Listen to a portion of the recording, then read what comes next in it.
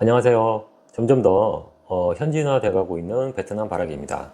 신랑님의 상담 중에 잘생긴 신랑과 단체 맞선을 가면 저는 오늘 망한 건가요? 라는 질문이 있어서 제가 참 답변 드리기 어려웠습니다. 그래서 그냥 뭐 그럴 수 있습니다 라고만 답변을 드렸는데요. 아마도 이 신랑님은 연애 방식과 속성 방식에 대한 차이를 잘 모르시고, 그리고 사전 매칭이라는 것에 대해서도 잘 모르시는 것 같아서 오늘 설명을 드리려고 합니다. 업체마다 조금 운영하는 방식의 차이가 있지만 대부분 한 80% 정도는 비슷하다고 생각이 됩니다.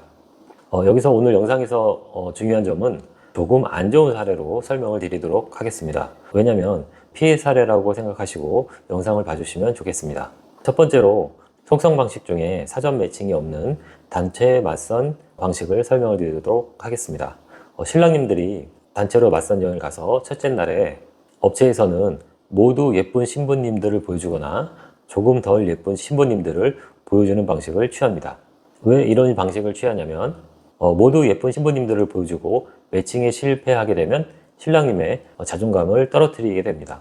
반대로 조금 덜 예쁜 신부님들을 보여줘서 신랑님의 분위기를 잡는 거죠. 그리고 나서 다음 날부터 진정성 있는 신부님들을 다시 매칭을 하기 시작하면 신랑님들은 첫째 날 예쁜 신부님들만 본 신랑님이건 덜 예쁜 신부님들을 본 신랑님이건 모두 매칭 확률이 높아지게 됩니다. 이렇게 하면 신랑님들은 실패해서 그냥 돌아가는 것도 두렵고 비용에 대한 부담도 있기 때문에 매칭 확률이 높아지게 되는 것이죠. 두 번째로는 속성 방식 중 사전 매칭이 있는 경우입니다. 사전에 매칭을 통해서 두세 분 정도의 이상형 신부님을 선택하게 됩니다. 물론 신랑님은 충분히 본인 이상형에 맞는 신부님을 선택을 하셨겠죠. 현지에 도착해서 약속된 신부님이 나오지만 모두 알바일 확률이 높습니다. 그럼 신랑님은 첫째 날 모두 매칭에 실패하게 되고 신랑님의 자존감이 떨어지게 됩니다. 역시 이렇게 하고 나서 다음 날부터 진정성 있는 신부님을 다시 매칭하기 시작하면 업체에서는 매칭 확률이 확 높아지게 됩니다. 이게 기본적으로 좋지 않은 속성 업체들의 영업 노하우라고 생각하시면 될 것 같습니다. 신랑님들의 자존감을 조정을 하는 거죠.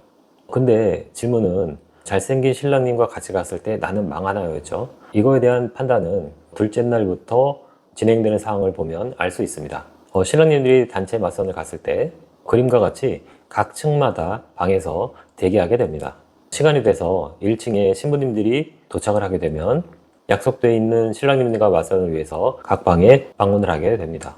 마음에 드는 신부님을 만나서 바로 좋아요라고 말씀을 하셔도 바로 매칭이 되지는 않습니다. 대화가 끝나고 실장님과 신랑님이 신부님에 대한 호감도를 확인을 하고 신부님도 신랑에 대한 호감도를 확인을 합니다. 이때 실장이 신부님을 다른 방에 다른 신랑님과 맞선을 할 수 있도록 보냅니다.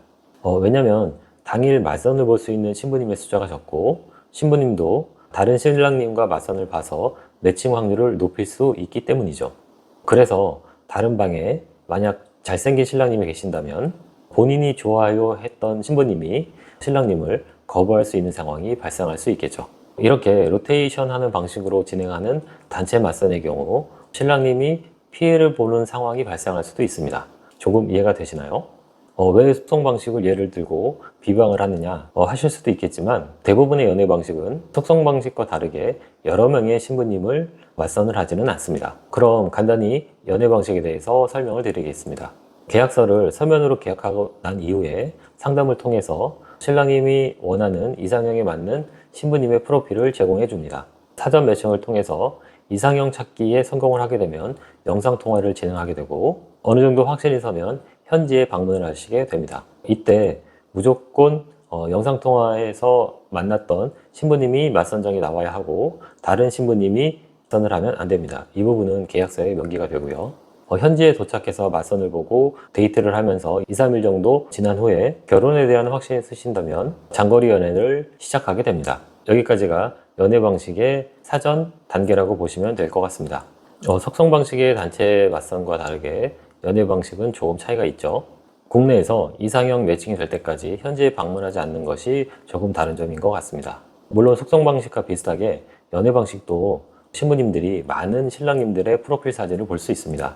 그래서 신부님들의 눈높이가 조금 높아질 수도 있어서 신랑님과 매칭하는 부분이 조금 어려울 수도 있습니다. 어찌 생각하면 속성 방식보다 더 어려운 거 아니냐, 다른 것이 무엇이 있느냐라고 생각하실 수도 있겠지만, 그래도 연애 방식은 국내에서 큰 비용이 지불되기 전까지 이상형 찾기를 통해 사전 매칭이 결정될 수 있기 때문에 마음의 여유나 비용적인 부담이 조금 덜 하실 수 있다고 생각을 합니다. 물론 연애 방식도 마음의 결정을 못 하셨다면 신랑님과 협의를 통해서 추가 맞선이 진행될 수도 있습니다. 물론 신랑님의 시간과 신부님의 스케줄 상황이 맞아야 되겠죠. 기본적으로 연애 방식은 1대1 매칭만을 추구하고 있기 때문에 사전 매칭이 속성 방식과 비슷해 보여도 알바 여성으로 신랑님을 현지로 낚시하는 것은 조금 어렵습니다. 그리고 제가 이상형 매칭을 하다 보면 분명 모두 호감 가는 신부님이 계시긴 하지만 대부분의 신랑님들은 각자 이상형이 다르더군요. 정말 결혼을 목적으로 진정성 있는 신랑님들은 본인의 의지에 맞는 신부님을 선택을 하십니다. 제가 이쁘다고 생각하고 소개를 드려도 본인에 맞게 다른 신부님을 선택을 하십니다. 이런 점은 신부님들도 같을 거라고 생각이 됩니다. 단순히 잘생기고 멋지기만 한 신랑을 본인의 이상형으로 생각하고 선택하지는 않는 것 같습니다. 결혼이라는 것이 예쁘고 잘생긴 것만 따지면 이효리나 이상순 같은 커플은 탄생하지 않았겠죠. 물론 원빈이나 이나영 같은 커플도 있긴 합니다. 오늘의 영상 주제, 잘생긴 신랑과 같이 단체 맞선을 가면 나는 망하나요? 이런 피해를 보시지 않으려면 속성 방식을 선택하시더라도 너무 신랑이 많아서 단체 맞선을 할 수밖에 없는 그런 것보다는 조금 여유로운 곳에서 제 관리를 충분히 받으실 수 있는 그런 업체를 선택하시는 것도 좋은 방법이라고 생각이 됩니다. 그리고 마지막으로 어떤 방식을 선택하시더라도 현지에 방문하셔서 100만 원에서 200만 원 정도를 너무 신경 쓰시고 이상형에 맞지 않는 그런 신부를 선택하시는 것은 피하시기 바랍니다. 단순히 비용 때문에 선택하시는 것보다는 과감히 포기하시고 다음 기회에 다시 방문하시는 것이 어쩌면 더 좋은 결과를 가져올 수도 있습니다.